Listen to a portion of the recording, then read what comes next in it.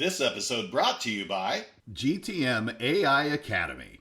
Learn AI from a globally trusted resource. Coach K, Jonathan Carfort. Their bundle, Enablement AI Mastery, includes both the core Generative AI Foundations course and Enablement AI Mastery specifically.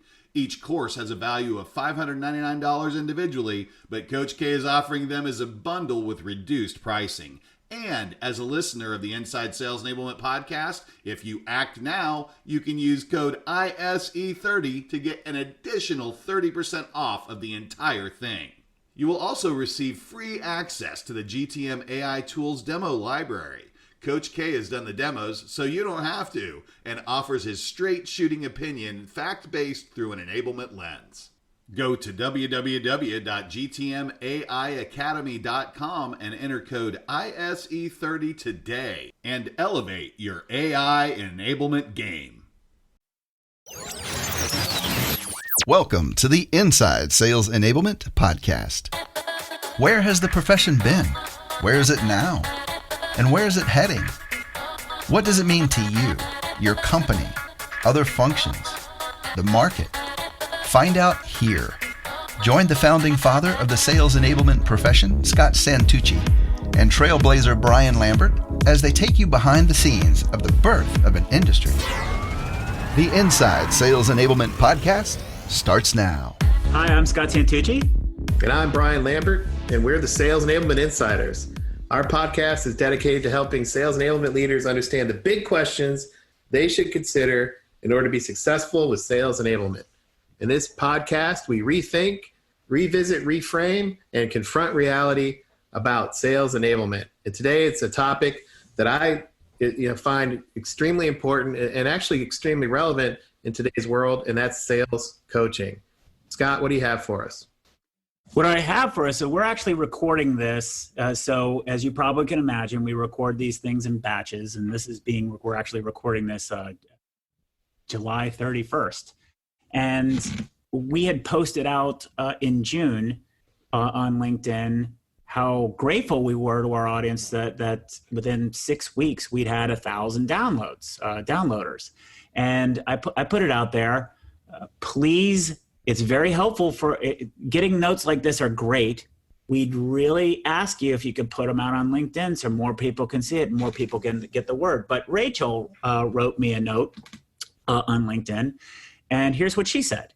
I'm one of the 1,000 downloadees, question mark, smiley face, loving your podcast. Would love an episode on first line manager onboarding or what I'm deciding to name reboarding.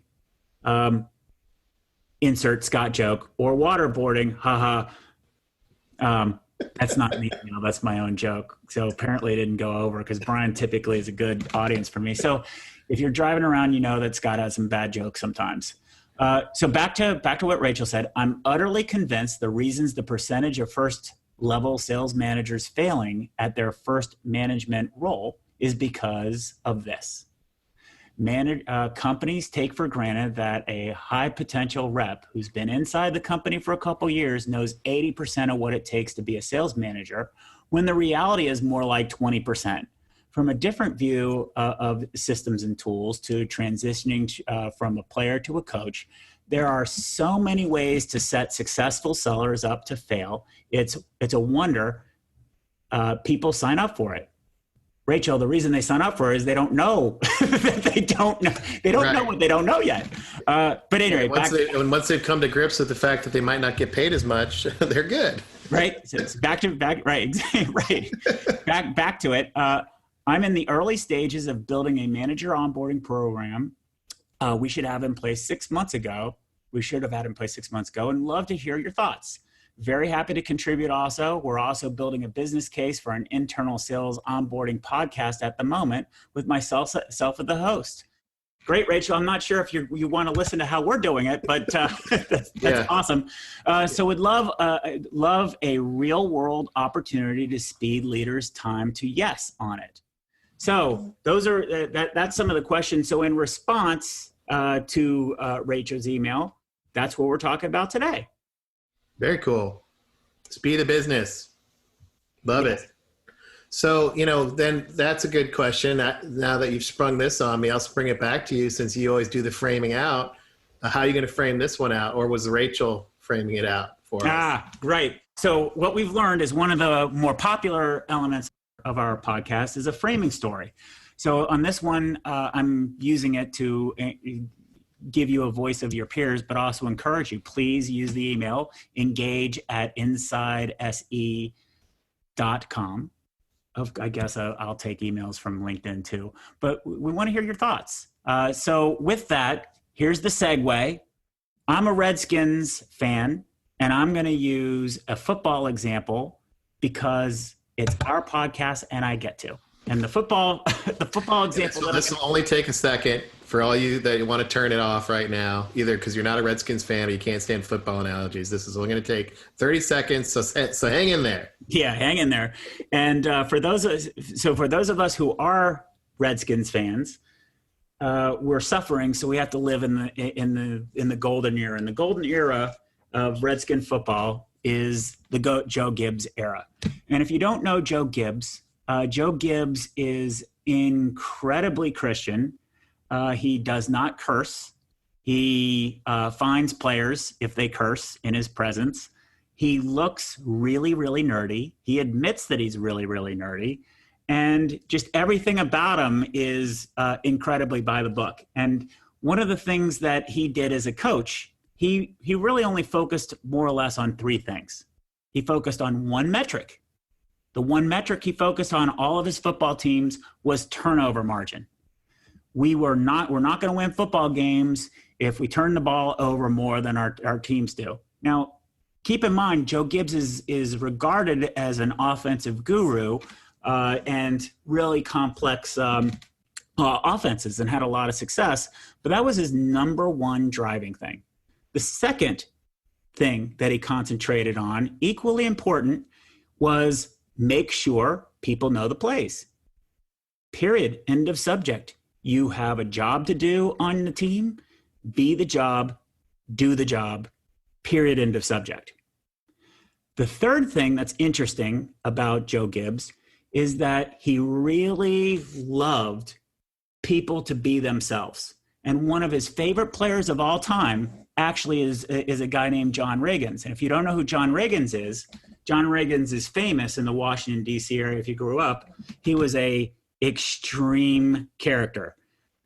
He actually had it wasn't a house. Part of it where he lived in one of those short order office warehouses. So he could drive his truck in and park it in the warehouse part when he was driving drunk. He also told the Supreme Court, Sandra Day O'Connor, the Supreme Court judge, when he was literally drunk under a table one time and she was saying, have some respect. He said, relax, Sandy, baby. That's an example of somebody you wouldn't think somebody like Joe Gibbs would like, but John Riggins was one of his favorite players because he did the other two things really well. So why are we talking about this and coaching in this kind of discipline? Here's the thing that's fascinating. What's fascinating about Joe Gibbs is he's the only coach in the history of the NFL to win 3 Super Bowls with 3 different quarterbacks. And to me, the moral of the story there is what he did was he coached through a system, and he didn't coach about individual people. But his system was rigid enough to where he encouraged people to be their unique selves by being their unique selves, as long as they didn't turn the ball over and as long as they knew what their role was. So that's our centering story. All right. So now that we have the Redskins history, I could go more. Circa what, 1975 or what? 1982? 1980 was when he was 1980. So what does that have to do with Rachel's question and her framing email that you sent, that you just read? What does that have to do with that? And what does that have to do with sales enablement? So what this has to do with that is if you look around, there is a lot of people talking or shouting about frontline sales managers and making them successful. Sometimes we call it we in Sales Enablement call it the force multiplier, and let's get sales managers to enable reps and things like that. But as much as we talk about it, and as much as it's been discussed for, frankly, decades, it's just really not happening. So the reason that we're having a conversation here is I'm curious to get from you, Brian, what is actually frontline sales coaching? What does it mean? Because when I look at it, I've seen examples that look more like life coaching. I've seen examples that look like here's the prescription of what you should do, and there's no deviance whatsoever. And then from my perspective, I tend to track to sports. I was a coach. I was a coach for a swim team for 4 years. I was a coach for my kids' flag football team. I identify with a lot with what Coach Gibbs says and thinks. What metaphor do we use for coaching? What does it look like? And how do we get some success for it instead of just talking about it all the time? Yeah, it's pretty noisy out there, that's for sure. And it's also really confusing. To your point, is coaching a program? Is it a philosophy? Is it a tactic? I hear these platitudes. Well, everybody should coach. Every manager should coach. Coach. We've got, and there's even technology out there and supporting coaching. Yet, 3% of, I guess probably less than 5%. I don't know if it's 3 to 5% of companies have sales management kind of programs supporting coaching. Even fewer have this idea of coaching as part of the sales manager comp plan.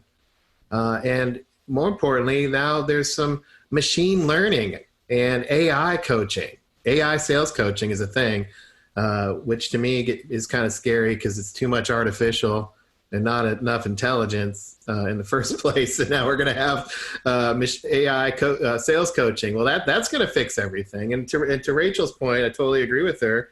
It's an underserved, undersupported role. Managers end up being managers because they're great reps. And being a great manager is not the same thing as being a great manager in other professions. Because, Scott, contextually, sales managers have the people management stuff like approving vacations and doing performance reviews, but they're also part of the productivity engine of the company. They have to drive sales revenue, which is a unique role that's not supported by traditional HR functions and other groups that in leadership development. So there's a huge void there. So to answer your question, what is the purpose, or what skills and competencies do you need to have in management in the first place? And there's a raging debate. And the debate is, well, managers should do more coaching versus managers should be, deal jockeys and spreadsheet jockeys. And nobody's been able to resolve that. There's the idea of we should go do that. But has anybody done the time study to figure out how much time managers are spending on these things? Probably not. So to answer the question first is what do you want from them? What do you want from managers? And I don't know if that helps, but that's the first thing that pops into my head here is this debate that's unresolved. So how can you answer what the hell coaching is if you don't know what the role is supposed to do? So let me react to that, right? So I'm driving around in my car, and that's a lot of stuff. It's overwhelming, and I'm a sales enablement person, or maybe I'm Rachel. Brian, that stuff sounds like it's all out of my pay grade. What can I do to start adding value? I'm in sales enablement, and I want to enable. We had a recent podcast around the chicken hawk. Remember the chicken hawk?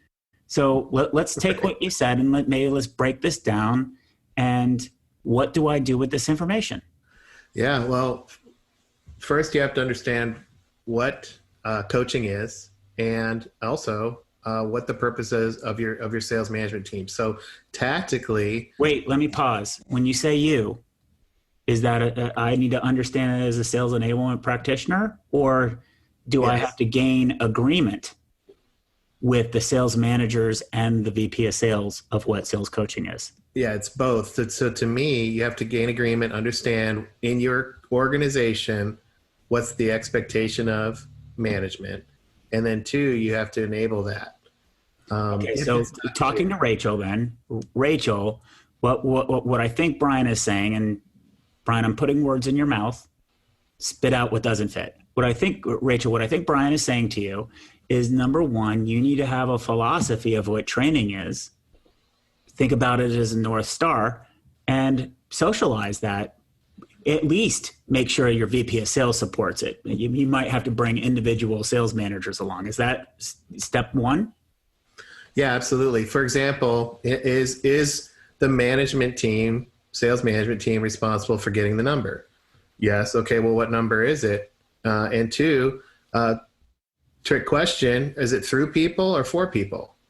I have these discussions with sales leadership. Do you want them to do it for their people or with their people and through their people? Well, you lost me there. So that the question that I asked you was for Rachel. The first thing is she has to get buy-in, and then you went to the number.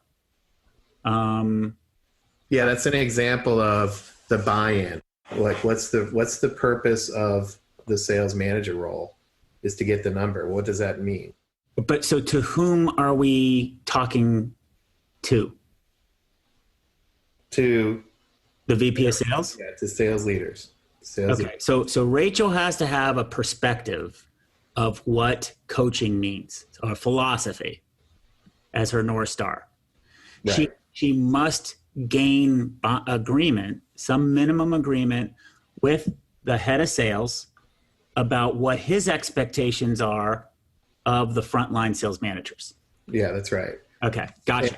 And with that, once there's agreement there, for example, what does it mean to get the number? What does it mean to team to get the number? What's the relationship expectation between reps and managers? What's the VP's expectation of that? What does that look like? And you might have to show a couple of examples. Are you talking about this, Joe Gibbs style? About principles and holding those principles? Or are you talking about that, where a sales manager jumps in and closes the deal? It's one or the other. Well, I want both. Okay, but in service of what? What purpose? Well, to get the number no matter what. Okay, so what is off limits? What's the scope of that? Nothing. They can do anything they want to actually close the deal. Okay, so let's pause this real quickly right now. So what Brian is talking about in one of the earlier episodes, I wish I could remember which number off the top of my head, but we had a conversation, Brian, about lessons learned from the learning and development world of which you came from, and some of the terminology within it that I just didn't understand coming at it from the sales world. And I think what might be helpful is what it sounds like you're doing is a process to come up with the requirements of me as the sales leader of what I expect from a sales coaching program. But it sounds like you're following a process that's different than Addy. Is that correct? Yeah, I guess so. I hadn't thought about it that way. Addy is this typical design process to build curriculum. So I'm not following. Yeah, I'm not following that. I am following a bit of a performance-centric, channeling my inner Joe Gibbs, saying, listen, right? Listen. If I'm going to have managers in the first place, I have an expectation of them. And let me make sure I'm clear. If I'm an enablement person, I need to be clear. And if I'm a sales VP, I need to be clear. What skills and competencies do I need those managers to exhibit?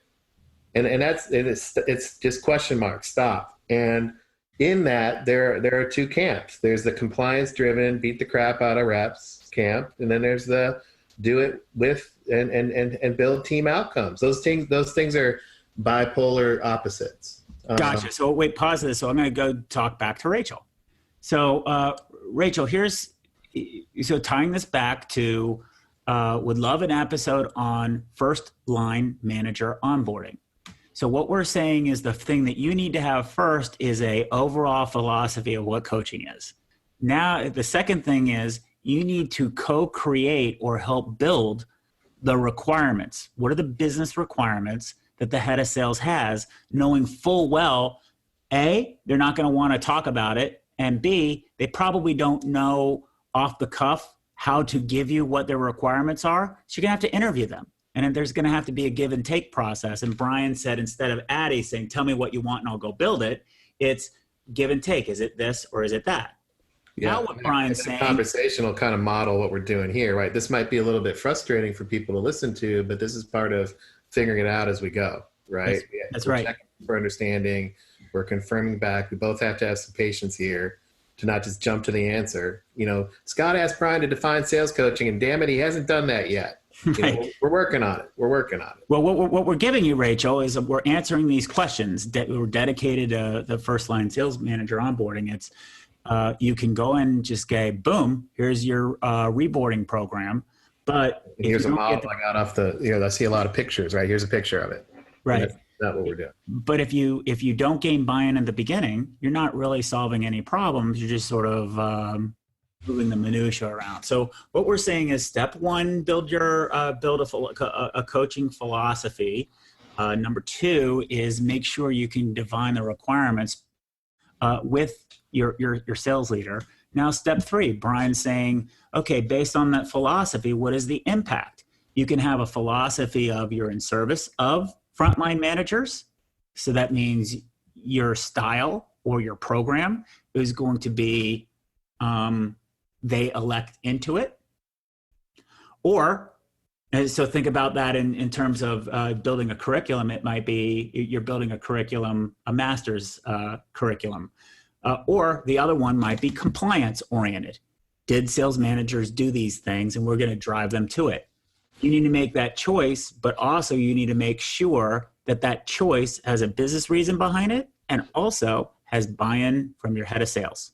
And is if you want to drive and make sure people follow said philosophy, it needs to be considered helpful by the management team that's going to, supposed to use it or follow it. Right. No. I know we might be feeling anxious. What am I building? But we have to first build requirements. Yeah. Starting this stuff from scratch. Okay. Continue, Brian, please. And then if you have, or when you have that agreement and understanding, I would say that the next step to that then is, well, how are we as enablement going to help managers do those right things and meet those requirements? And that's it. It's a simple question, but there's a lot of options there. Simple. Sales is simple. Simple is hard. Yep. And there's a lot of options there. And if you ask people what they like, sales leaders and sales execs, what they're going to say at this point is, well, let's just outsource it. It's easier.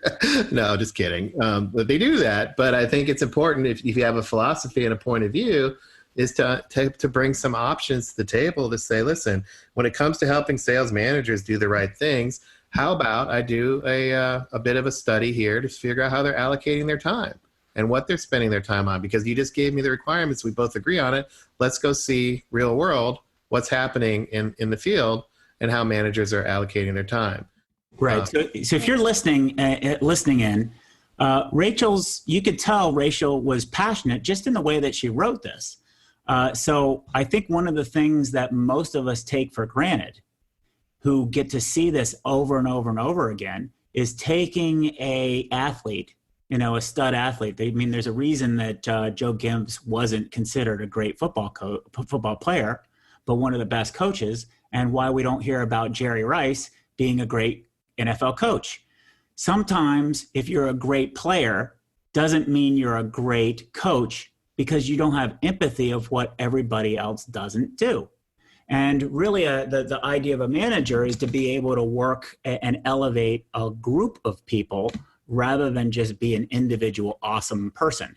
And that's something that's very, very difficult if you are one of those individually, the high pros, as Rachel mentioned. If you're a performer, now going in a manager role, you think everybody's going to perform like I do because I know how to perform. Yeah. But humans don't work that way. So I think, Rachel, the point that I'm making here is it's really important for you to illuminate that condition exists.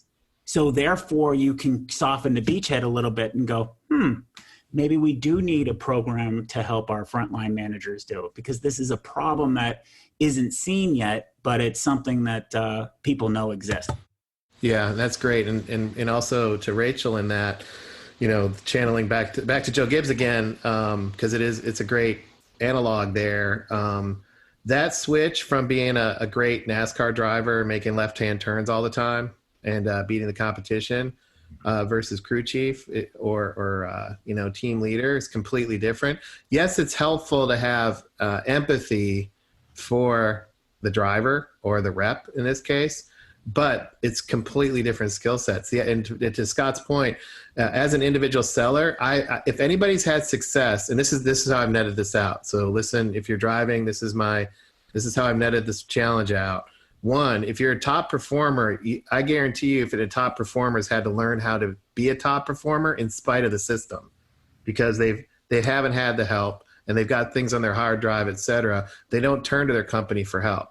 As a sales manager, you're expected to turn to your company for help. And you're expected to build team outcomes, not rely on your own individual strengths by yourself. And that is a fundamental difference. Relying on the team, building a team, doing it through people versus, giving the corporate support the stiff arm, back to the football analogy, and telling them, no, thank you, I got this. I'm going to go close that deal now with my own marketing content I have on my hard drive.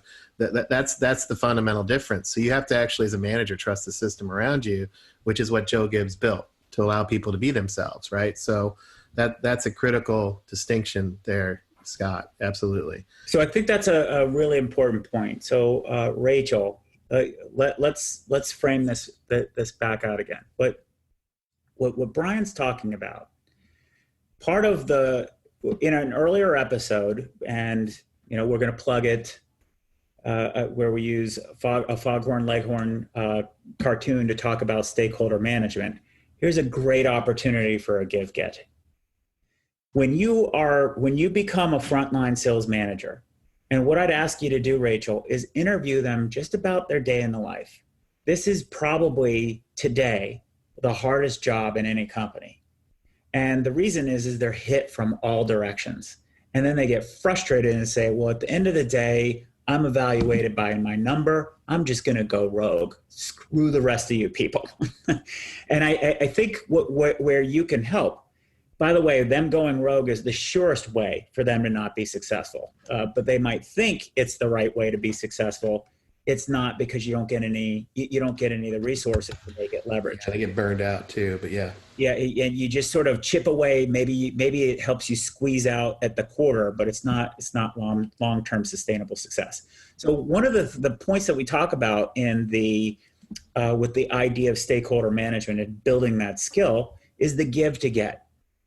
Here's why in the world am I going to sign up as a sales manager? Your management program. You're not a sales manager. You're not a successful sales manager. Why should I listen to you?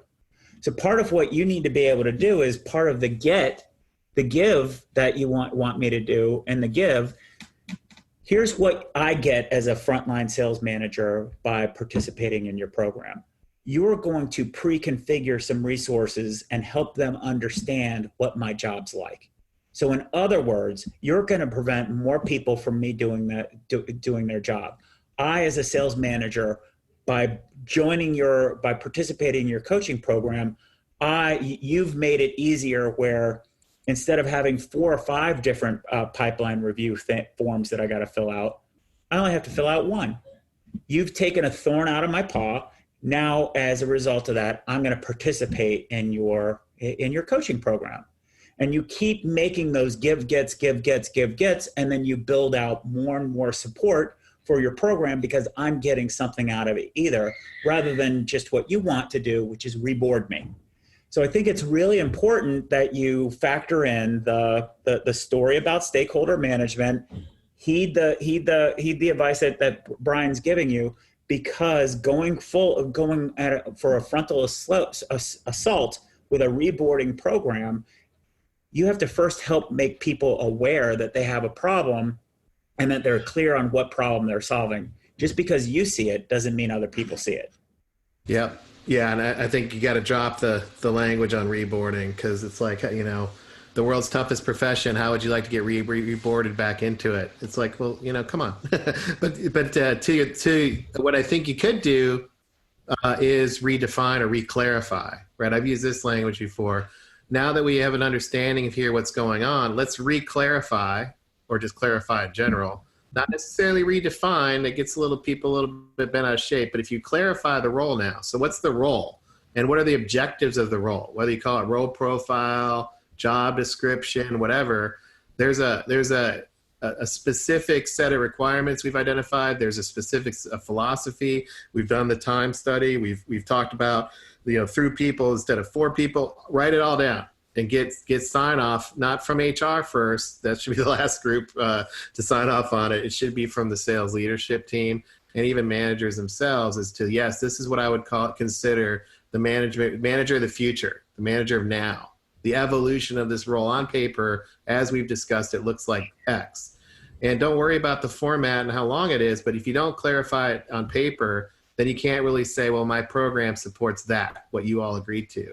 And then you give it to HR. So it has to do, my next step then would have to do with redefining, reclarifying the job descriptions to align to the value that needs to be created by management. And then clarifying the next piece, which is, if you're stuck on any of this stuff, here's where you go for help. And our enablement team's here to help you with this. So for example, if the role of manager is to quote unquote go coach, which, if you can take one thing, a second thing away from this podcast is you got to clarify what you mean by that. So, assume you've clarified all that, what it means to coach. Then here's where you go to get that kind of help.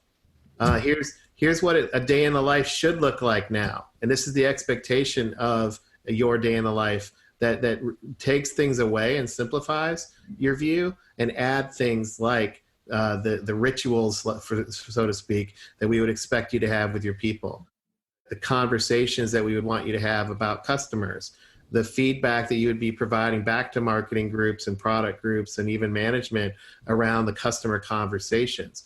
Now, these are cultural in a lot of instances, but if you're going to take something away, you need to replace it. And that's what this lets you do when you write it down on paper like that. So you can get to the piece where you're enabling instead of just doing to the management team. Do it with them. Let me give some color on that. One of the things, so it's no big surprise, Brian and I used to work together when we were at Forrester. And we were building a team model, an operating model. We'll talk about operating models later. And one of the things Brian kept bringing up was role clarity. And I was in the leadership role there, and I had no idea what he was talking about. And I said, then let's get everybody together and have everybody build their roles. And Brian said, we have to document it. I was like, what do we need to document? I don't understand. Everybody just said what their roles were. And here's an example of, I understand now what he's talking about. What he's talking about is, if you have it on paper, you can actually drive that kind of clarity. And I wanted to move fast, and Brian's words sounded like he was making it slow. What we're talking about here is sort of the same thing. In order for you to go fast, sometimes you have to go slow. And part of going slow is, if we're going to roll something out, let's make sure that we have some of those particular details. So it sounds like a lot of words: role clarity, role ambiguity. Yeah. I've checked out, honestly, but I know it's as a leader, because it sounds so overwhelming. Yeah. He gave me a role profile, walked me through something and why it's important, and walked me through it where I don't feel like I have to create it, which is really what my frustration was in hindsight, Brian, was it felt like you're putting all this work on me, rather than showing up and say, hey, one of the challenges that we're going to have is role clarity. I put together an outline of a description to help us manage that. Can I walk you through with that? And it would have been, wow, that's great. You're being proactive. Right. And then here's how these roles would drive our value. Yep. Right. And here's what each person could expect from each other. Because, oh, by the way, the other part of that is, we were changing the whole operating model. So we didn't have existing silos to just be proxies. And that's what's happening here. The sales management role is evolving. You can't say that sales managers have a proxy anymore. They don't, because the roles evolve. And if people don't agree that the roles evolve, that's a whole separate discussion. Ping me. But it has. And the reason for that is because customers evolved, and digital transformations are mandating more cross-functional teaming to drive business results, especially in, SaaS companies. So, if you're going to redefine the role, you have to understand that there is no proxy for the existing definition, which means you have to write it down and get agreement. And I agree with the proactive part there. Don't put it on management, but show up with, and then explain the why. If we don't define the role, HR will ask us why we are asking people in management roles to do things differently. One, so we're going to manage the risk from a compliance and HR perspective by writing this stuff down. Two, we're going to get better talent that aligns to our strategy because our talent acquisition team and the recruiting team, I'm going to build a bridge to them. They got to know who to hire for and who to recruit for and what we're looking for. And I'll run meetings with them to help, and with you, if you'd like, to clarify the profile of who we want to hire, because we don't want to hire just anybody. Three, it's going to help me align the onboarding program if that's part of my remit, because I'm going to know who we're getting, and I'm going to build a profile of manager that a curriculum that drives the profile of manager. So I'm going to build my stuff to equip and help managers look like that on paper. And then I'm going to be able to retain managers because I've written this down.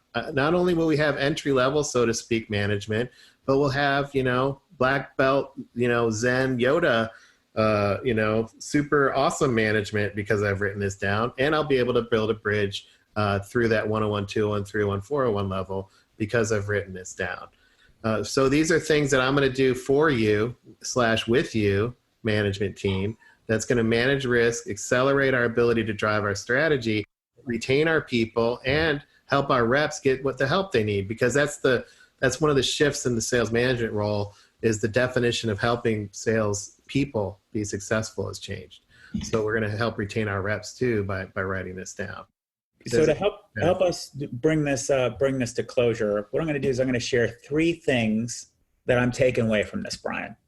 And there are 3 things that I'm taking away, projecting a lot onto you, Rachel. So I didn't share what your last name is, so you have some anonymity. But my takeaway number 1: if I know sales enablement professionals like I do, many of you are probably feeling pretty anxious about what Brian said. Sounds like a lot of work. Sounds like it's complicated. When did you tell me exactly what to go do? And if you are thinking that, my first question of you is, are you thinking to serve others, or are you thinking about how others can serve you?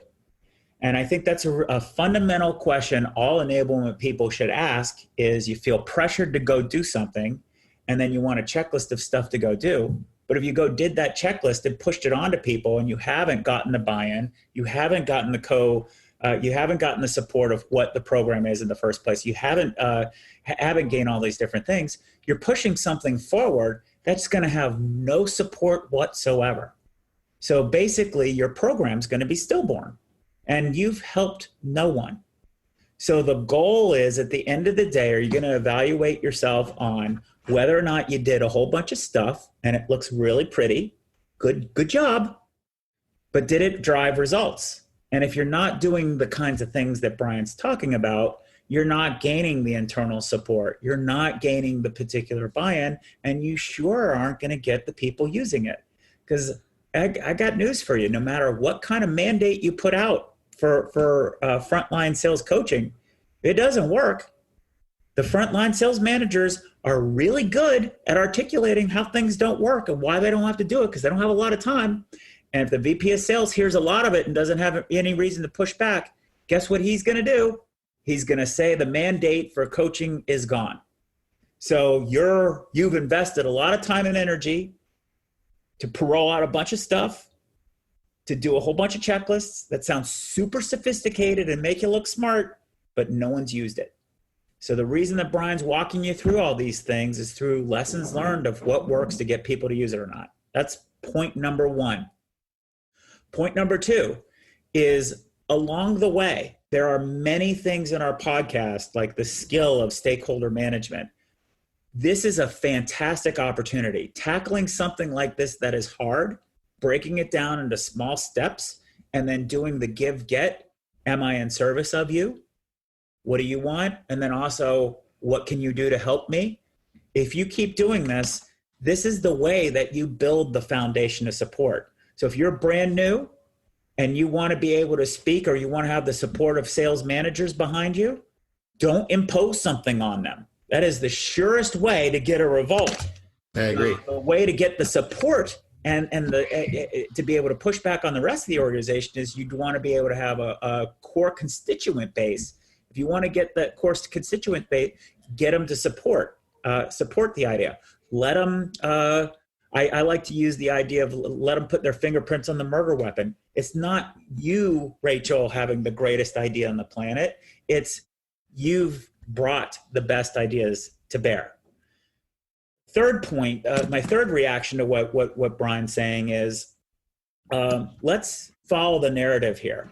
I think if we're in the zone of always being reactive, we're conditioned to only look at the checklist. Instead of, if we want to be proactive, how do we solve more reactive problems? Pay attention to the stories about how we can, through this process, systematically reduce symptoms or root problems rather than treating symptoms.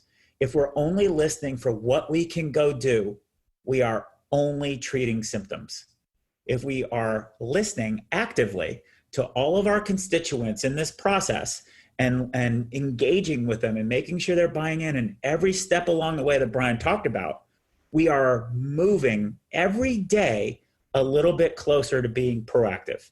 And then that gives you more control of your day-to-day activities. So that way, over time, you don't work 60 hours a week, you work 50 hours a week to eventually you can get to, a reasonable time. So those are the three things, those are my three takeaways of what you shared. Yeah. Brian, what are your reactions to that, and close us out with three things that Rick can go do?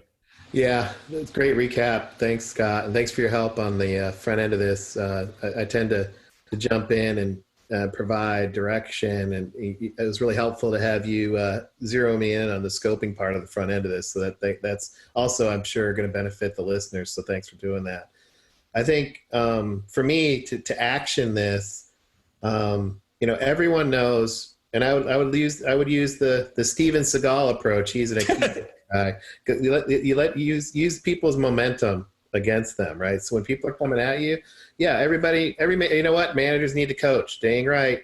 You know what? Those managers need to do something different. Dang right. But what does that actually mean? And I think that's where you can put the pause here and be really clear on what the behavior changes are expected and what it means to coach, and then get agreement. And to your point with stakeholder management, you're the mouthpiece. You're not the mandate.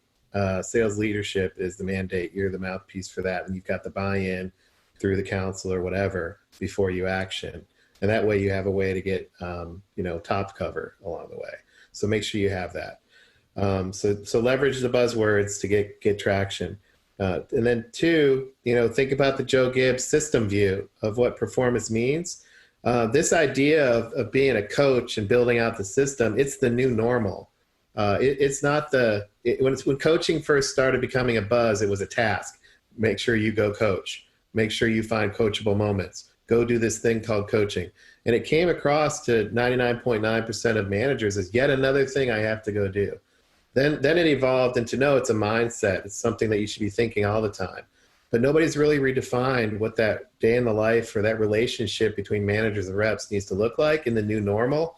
And that's where you can drive clarity, is comparing and contrasting what the expectations were 20 years ago, or even 10 years ago, or 5 years ago, into what they need to be 5 years down the road, or even today, with it's zeroing in on the relationship between managers and the reps.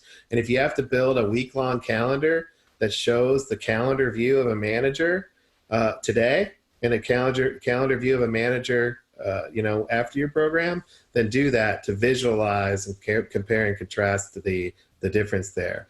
And then, third is you've got to be curious and you've got to be consultative internally. For example, I hinted at that. My company talks about, managers have to help get enable the strategy or execute the sales strategy. That's the first thing they need to do. Second, they have to be able to help get the number through their people is the third. And the fourth is to drive client value. But in executing the strategy, what does that mean? Getting the number, what do you mean? Through their people, what does that look like? What does that mean? Tactically, tangibly. clearly. And then this idea of capturing more value, what does that mean? And you're going to find that in that conversation, there's not a lot of clarity, and pictures can go a long way, and so can working sessions. But the more clarity you have with these Zen questions, the better off your coaching program is going to be. And I would actually not roll it out as a program so much as a reclarification of the sales manager of the future, so that it doesn't come across as a tactic. So those would be my three things: making sure you get the agreement up front, talking about and redefining or clarifying the new normal, and then making sure you're clear about the requirements of the role of the new manager. Awesome. So let me close this out with one bookend thought, and then we'll wrap up. So Rachel, one of the things that I translated for Brian is saying you need to have a coaching philosophy. And the reason that shopping that is important is, let's go back to Joe Gibbs. Joe Gibbs was an offensive coordinator when he got hired. He had the support of the owner, Jack Kent Cooke, because he had an overall philosophy. By having that overall philosophy, what that did is it gave the owner confidence, because Joe Gibbs' first 5 games was 0-5, unacceptable. Most fans wanted him run out and fired. And those are the things that we need to be able to run into, is by being clear and having a very clear strategy, so that that people support in gives you the opportunity to carry these things out and move forward and keep progressing. So with that, since I was wrapping that up and trying to tie back back to Gibbs, Rachel, this was a whole podcast for you based on the note that you shared. We'd love to invite you on our show and react to it. If you don't want to do that, if somebody else wants to react to it, was jiving with what Rachel said and say, hey, I'd like to combat or confront the guys or talk through what the heck are you guys talking about. Come and join our show. If you'd like, please send us a note and highlight this. So this was clearly a user recommended story. Tell us how we did. Did we communicate it clear? Did we make our points? What could we do better? How can we make it more packaged and more repeatable? And with that, our episode has concluded. Please do us a favor and share what you thought, what your insights were. Please get 2 or 3 people to listen to it. Drop us a note at engage@insidese.com. When we announce a podcast, do us a favor, like it, share it with your peers, go and rate it, and watch out and subscribe. Thank you so much. Thank you for listening. Thank you, Brian. That was an awesome job. I look forward to hearing what folks say about us. And with that, we're out. Thanks for joining us. To become an insider and amplify your journey, make sure you've subscribed to our show. If you have an idea for what Scott and Brian can cover in a future podcast, or have a story to share, please email them at engage@insidese.com. You can also connect with them online by going to insidese.com, following them on Twitter, or sending them a LinkedIn request.